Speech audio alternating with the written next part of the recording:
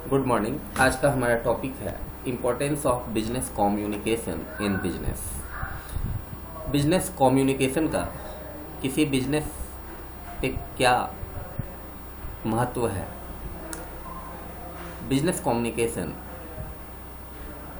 का महत्व सबसे पहले स्टेक होल्डर्स जो किसी ऑर्गेनाइजेशन में जो पैसा लगाते हैं, जिनका पैसा लगा है, वो कंपनी के ओनर्स हो सकते हैं, बैंक हो सकता है, कोई प्राइवेट फाइनेंसियर हो सकता है, या कोई शेयर होल्डर हो सकता है जो शेयर में पैसा लगाता है, उसको हम लोग स्टेक होल्डर्स कहते हैं। इम्प्लॉइज और कंपनी के जो इम्प्लॉइज हैं तो उनको भी स्टेक होल्डर्स की श्रेणी में ही डाला गया है। इसके बाद जो गवर्नमेंट है, जैसे स्टेट में बिजनेस चल रहा है तो उस स्टेट की गवर्नमेंट का रूल्स उस बिजनेस के ऊपर एप्लीकेबल होगा, और जिस कंट्री में वो बिजनेस चल रहा है तो उस कंट्री का रूल्स एंड रेगुलेशन भी उस बिजनेस के ऊपर एप्लीकेबल होगा। इसके अलावा ट्रेड ऑर्गेनाइजेशंस होते हैं, तो बहुत ट्रेड ऑर्गेनाइजेशंस को भी पावर दिया गया है कि वो एफिलिएशन दे सकता है किसी बिजनेस को। आपके बिजनेस के जो कॉम्पिटिटर्स हैं, मतलब आप जिस चीज़ का बिजनेस कर रहे हैं तो उसी फील्ड में कोई और लोग जो हैं, जो प्रोडक्ट आप सेल कर रहे हैं, प्रोडक्ट एंड सर्विस, तो उसी प्रोडक्ट एंड सर्विस को दूसरी कंपनीज या दूसरे ऑर्गेनाइजेशंस भी सेल कर रहे हैं तो आपके कॉम्पिटिटर्स कहलाते हैं। प्रेस एंड मीडिया, ठीक है, प्रेस एंड मीडिया की भी काफ़ी ज़रूरत बिजनेस ऑर्गेनाइजेशंस को होती है। आप देखते हैं डिफरेंट बिजनेस ऑर्गेनाइजेशंस का पर डे न्यूज़पेपर में, टेलीविज़न पे एडवर्टाइजिंग आता है, अनाउंसमेंट आता है, तो ए प्रेस एंड मीडिया का भी रोल होता है बिजनेस के अंदर। और जो कंज्यूमर्स हैं, जो कस्टमर्स हैं कंपनी के, जो उस पर्टिकुलर कंपनी ऑर्गेनाइजेशन का प्रोडक्ट परचेज करते हैं, तो उनका भी महत्व है, उनके साथ भी कम्युनिकेशन अच्छा होना चाहिए। जो कंपनी के अंदर एम्प्लॉयज़ हैं तो इनके हाथ में कंपनी होती है, ठीक, ये ही कंपनी में काम करते हैं तो कंपनी आगे बढ़ती है, ऑर्गेनाइजेशन का ग्रोथ होता है, जिसका बेनिफिट ऑर्गेनाइजेशन को भी होता है और उसमें काम करने वाले एम्प्लॉयज़ को भी मिलता है। तो एम्प्लॉयज़ भी के साथ भी कम्युनिकेशन, एक हेल्दी कम्युनिकेशन का बहुत ही ज़्यादा इम्पोर्टेंस है, ठीक है। और एम्प्लॉयज़ को मोटिवेट करने के लिए companies organisations monthly motivation programmes चलाती रहती है अपने एम्प्लॉयज़ को मोटिवेट, और उनका ट्रेनिंग प्रोग्राम्स चलता रहता है, और जिसके कारण उनके एम्प्लॉयज़ जो हैं वो कॉम्पिटिटिव होते हैं और हमेशा न्यू आइडियाज़ के साथ कंपनी ऑर्गेनाइजेशन के डेवलपमेंट के लिए प्रयास करते रहते हैं। तो सबसे पहले हम लोग स्टडी करेंगे स्टेक होल्डर्स के बारे में। Stakeholders, every business and organisation has its stakeholders. हर बिजनेस ऑर्गेनाइजेशन के पास उसका स्टेक होल्डर होता है, चाहे वो छोटा हो या बड़ा हो, चाहे उसने 10 रुपया लगाया हो या उसने 10 करोड़ रुपया लगाया हो, लेकिन हर बिजनेस का स्टेक होल्डर होता है। स्टेक होल्डर्स कहते हैं फाइनेंसियर्स को। जैसे बैंक हो सकते हैं आपके फाइनेंसियर्स, बहुत सारे प्राइवेट फाइनेंसियर्स हैं। आप किसी प्राइवेट पार्टी का पैसा लगवा सकते हैं, या कंपनी के जो ओनर्स होते हैं तो फाइनेंसियर्स हो गए, शेयर होल्डर्स हो गए, जो कंपनी, जैसे हम लोग एनएससी में जाके शेयर परचेज करते हैं तो जितना का शेयर हम परचेज करते हैं उतने परसेंट का हम शेयर होल्डर हो जाते हैं उस पर्टिकुलर कंपनी में। इसके अलावा इंडिविजुअल्स लोग होते हैं जो भी अपना पैसा लगाते हैं कंपनीज के, तो इंडिविजुअल्स भी पैसा लगाते हैं, और ग्रुप ऑफ पर्सन्स, बहुत लोग मिलकर भी किसी कंपनी में, ऑर्गेनाइजेशन में पैसा लगाते हैं, तो उनका भी इंटरेस्ट होता है उस कंपनी के अंदर। पैसा लगाने के बाद उनका इंटरेस्ट बन जाता है कि कंपनी जब प्रॉफिट में जाएगी तो उनको भी शेयर मिलेगा। तो किसी भी कंपनी में जो ओनर्स होते हैं तो उनको first set of stakeholders कहा जाता है। उसके बाद नेक्स्ट जो होता है स्टेक होल्डर, वो उसके एम्प्लॉयज़ होते हैं, जो कंपनी में पैसा तो नहीं लगाते हैं लेकिन अपनी मेहनत से पर डे 10 से 12 घंटे वो कंपनी में काम करते हैं, और उनकी मेहनत से कंपनी आगे बढ़ती है, कंपनी का प्रोडक्ट बनता है और तब वो मार्केट में आता है। और उसके बाद जो यूजर्स हैं या कस्टमर्स जो हैं वो भी स्टेक होल्डर्स होते हैं, क्योंकि यूजर्स और कस्टमर्स उस पर्टिकुलर ऑर्गेनाइजेशन से जुड़ा हुआ है और उस पर्टिकुलर ऑर्गेनाइजेशन के प्रोडक्ट्स एंड सर्विसेज को एंजॉय कर रहा है, उसको परचेज कर रहा है और कंपनी को पैसा दे रहा है। तो उस कंपनी से फिर रिसाइकिल होता है, जो कस्टमर्स जो पैसा देते हैं तो उस पैसे से कंपनी फिर नया प्रोडक्ट बनाती है और फिर कस्टमर के बीच में पहुंचाती है। तो एक बार तो अपना कैपिटल लगा लेती है कंपनी और उसके बाद उससे बिजनेस करती है, और फिर जो प्रोडक्ट बना मार्केट में गया तो फिर जो कस्टमर्स और यूजर्स हैं उन प्रोडक्ट्स का इस्तेमाल करते हैं, फिर कंपनी में पैसा आता है और फिर उससे कंपनी नए प्रोडक्ट्स को बनाती है। तो इसका रिसाइकिल हमेशा चलता रहता है, साइकिल हमेशा चलता रहता है। तो कस्टमर्स भी किसी कंपनी के स्टेक होल्डर्स ही होते हैं। All the above stakeholders communicate with each other for the growth of the organisation. और जितने भी अभी हम लोगों ने बातचीत की है, जितने भी स्टेक होल्डर्स की, ये सब आपस में कम्युनिकेट करते हैं, इनके बीच में हेल्दी कम्युनिकेशन होता है। और इनका कम्युनिकेशन सिर्फ एक ही मकसद के लिए होता है, वो होता है कि ऑर्गेनाइजेशन को कैसे ग्रोथ करवाया जाए, कैसे ऑर्गेनाइजेशन का डेवलपमेंट हो, कैसे ऑर्गेनाइजेशन का विकास हो, कंपनी आगे बढ़े, ताकि इनको भी उनका लाभ मिल सके। और जो नेक्स्ट जो टॉपिक है हमारा, जो स्टेक होल्डर है, वो गवर्नमेंट है। एवरी बिजनेस इन सम वे और the other comes with in the ambit of government agencies. Her business किसी न किसी रूप से, गवर्नमेंट खुद डायरेक्ट तो कंट्रोल नहीं करती है बिजनेसेस को, लेकिन अलग अलग बहुत सारी एजेंसीज हैं। जैसे आप जानते हैं कि इनकम टैक्स डिपार्टमेंट है, सेल्स टैक्स डिपार्टमेंट है, इसके अलावा रजिस्ट्रार ऑफिस है जहां आप जाके कंपनी को रजिस्टर्ड करवाते हैं, ISO है। इस तरह की बहुत सारी गवर्नमेंट एजेंसीज हैं जो बिजनेस को रेगुलेट करती है और बिजनेस पे अपनी नज़र रखती है। और जो बिजनेस ऑर्गेनाइजेशंस हैं तो उनको गवर्नमेंट एजेंसीज के रूल्स एंड रेगुलेशंस को फॉलो करना होता है।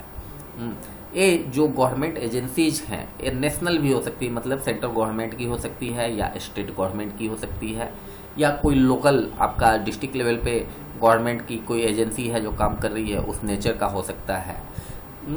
तो जितने भी बिजनेस ऑर्गेनाइजेशंस हैं सबको गवर्नमेंट के जो रूल्स एंड रेगुलेशंस हैं इनको फॉलो करना होता है। अगर कोई बिजनेस ऑर्गेनाइजेशन गवर्नमेंट के रूल्स एंड रेगुलेशंस को फॉलो नहीं करता है तो उनको पेनल्टी हो सकता है, फाइन हो सकता है, और इसके अलावा भी सजाएं हैं, कारावास भी हो सकता है। ठीक है, तो इस तरह का एक्शन एक गवर्नमेंट एजेंसी लेती है बिजनेस के ऊपर। Every business has to respect the law and order. हर बिजनेस ऑर्गेनाइजेशन को, वो जिस देश में बिजनेस काम कर रहा है तो वहाँ के लॉ एंड ऑर्डर को रिस्पेक्ट देना है, उसको मानना है। और हमेशा लगातार जो बिजनेस ऑर्गेनाइजेशन है तो उसका गवर्नमेंट एजेंसी के साथ लगातार कम्युनिकेशन उनका चलता रहता है और उनका हेल्दी रिलेशन होता है, तभी कोई बिजनेस ऑर्गेनाइजेशन फर्निश हो सकता है और डेवलप कर सकता है।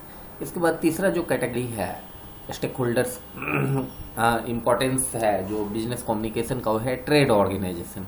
Every business generally has certain affiliations और membership with a trade organisation और एन एसोसिएशन। हर बिजनेस को कहीं ना कहीं से एफिलिएशन लेना होता है या कहीं ना कहीं से मेंबरशिप लेना होता है। तो बहुत सारे ट्रेड ऑर्गेनाइजेशंस भी होते हैं जिनको ये पावर दिया गया है कि वो एफिलिएशन दे सकते हैं, या और दूसरे एसोसिएशन हैं जो एफिलिएशन बिजनेस का देने का काम करते हैं। तो एक फंक्शनल होता है या ज्योग्राफिकल नेचर का हो सकता है। और ऐसे ऑर्गेनाइजेशंस जो होते हैं तो उनका कोई बड़ा मकसद होता है और उस मकसद से वो काम करते हैं। तो ट्रेड ऑर्गेनाइजेशंस के साथ भी बिजनेस ऑर्गेनाइजेशन का कम्युनिकेशन जरूरी होता है। इसके बाद कॉम्पिटिटर्स हैं, जो आपके कॉम्पिटिटर्स हैं, आप जिस पर्टिकुलर फील्ड में बिजनेस कर रहे हैं तो उस फील्ड में और भी जो दूसरे कंपनीज है जो अपना प्रोडक्ट एंड सर्विसेज को सेल कर रही है तो वो आपके कॉम्पिटिटर्स हो गए इन द मार्केट। ठीक है, ऐसा बहुत सारा समय होता है जब एक कॉम्पिटिटर्स आमने सामने होते हैं अपने प्रोडक्ट को लेके। जैसे कहीं पे कोई टेंडर निकला तो वहाँ पे 10 कंपनियों या 20 कंपनियों ने अपना टेंडर डाला, तो उन टेंडर्स के बीच में जब इनको अपना प्रेजेंटेशन देना होता है अपने प्रोडक्ट का या सर्विस का कि आप कैसा प्रोडक्ट देंगे, तो उन प्रेजेंटेशंस में सारे कंपनीज के रिप्रेजेंटेटिव्स जाते हैं और उसमें वो अपने अपने कंपनी का प्रेजेंटेशन देते हैं। फिर जिस कंपनी को ऑर्डर देना है वो कंपनी देखती है कि जिसका प्रेजेंटेशन बेटर है और जिसका प्रोडक्ट बढ़िया है, कम प्राइस में है, तो उसको टेंडर जाता है। तो यहाँ पे क्या होता है, कॉम्पिटिटर्स के साथ आपकी मुलाकात होती है, डायरेक्ट कॉम्पिटिशन होता है। आप उनके प्रेजेंटेशंस को देते हैं तो आपके एम्प्लॉई को भी कॉम्पिटिटिव होके ऐसा प्रेजेंटेशन देना होता है ताकि जो कॉम्पिटिटर का प्रेजेंटेशन है तो उससे बेटर आपका प्रेजेंटेशन हो। ठीक है, और इसके अलावा भी दूसरे ओकेजन्स होते हैं जब कॉम्पिटिटर्स मार्केट में आमने सामने होते हैं। तो इन कॉम्पिटिटर्स के साथ भी हेल्दी कम्युनिकेशन होना चाहिए। ऐसा नहीं होना चाहिए कि वो हमारा कॉम्पिटिटर है तो उससे हम बातचीत नहीं करेंगे। नहीं, कॉम्पिटिटर के साथ भी कॉन्फिडेंस यही कहता है कि अपने कॉम्पिटिटर्स के साथ भी हेल्दी कम्युनिकेशन, पॉजिटिव कम्युनिकेशन होना चाहिए। कभी भी उसको नकारात्मक नेगेटिव वे में नहीं लेना चाहिए। जब आप अपने कॉम्पिटिटर के साथ कम्युनिकेट करते हैं तो अब आपको पता चलेगा कि आपके कॉम्पिटिटर का नेगेटिव पॉइंट क्या है और उसका पॉजिटिव पॉइंट क्या है, तब आप अपने आप को डेवलप करके उसको कॉम्पीट कर सकते हैं। इसके अलावा प्रेस एंड मीडिया का भी इम्पोर्टेंट रोल होता है बिजनेस कम्युनिकेशन में। इसका भी अपना महत्व है। हर बिजनेस ऑर्गेनाइजेशन को अपने प्रोडक्ट के प्रमोशन के लिए या किसी तरह के अनाउंसमेंट के लिए या कोई गलतफहमी है लोगों के बीच में तो उसके क्लैरिफिकेशन के लिए या अपने प्रोडक्ट के ब्रांड बिल्डिंग के लिए, उसके इमेज को हाई और ऊंचा उठाने के लिए प्रेस एंड मीडिया के पास जाना पड़ता है। प्रेस एंड मीडिया को करोड़ों रुपए कंपनी देती है एक साल में सिर्फ एडवर्टाइजमेंट्स का, अनाउंसमेंट्स का, ठीक है, फॉर दिस पर्पज का। तो उसी से प्रेस एंड मीडिया चलता है। प्रेस एंड मीडिया जो आपका 5 रुपये का न्यूज़पेपर आता है तो उससे प्रेस मीडिया नहीं चलती है। एक्चुअली में वो 5 रुपया तो उससे तो उसका जो पेपर का कॉस्ट है वो भी नहीं निकलता है।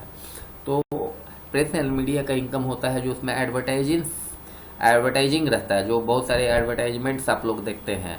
एक फुल पेज, फ्रंट पेज का एडवर्टाइजमेंट का लगभग 10 लाख रुपए तक का चार्ज होता है। तो प्रेस एंड मीडिया एडवर्टाइजमेंट्स उनको चाहिए और एक बड़ा करोड़ों का एडवर्टाइजमेंट्स उनको बड़ी कंपनियों से ही मिलता है।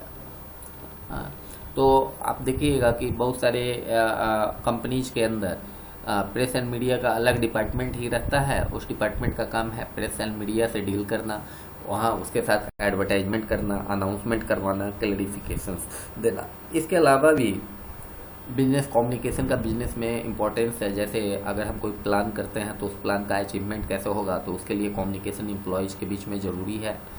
उसके अलावा बहुत सारे मोटिवेशनल प्रोग्राम्स कंपनी के अंदर चलते रहते हैं। जो कंपनी के एम्प्लॉयज़ हैं उनको मोटिवेट और कंट्रोल करने के लिए मोटिवेशनल प्रोग्राम चलता है, तो वहाँ पे भी कम्युनिकेशन होता है। कस्टमर्स को जागरूक करने के लिए भी अवेयरनेस प्रोग्राम मार्केट में चलता है, तो वहाँ भी कंपनी का डायरेक्ट कस्टमर के साथ कम्युनिकेशन होता है, कंपनी के रिप्रेजेंटेटिव्स का।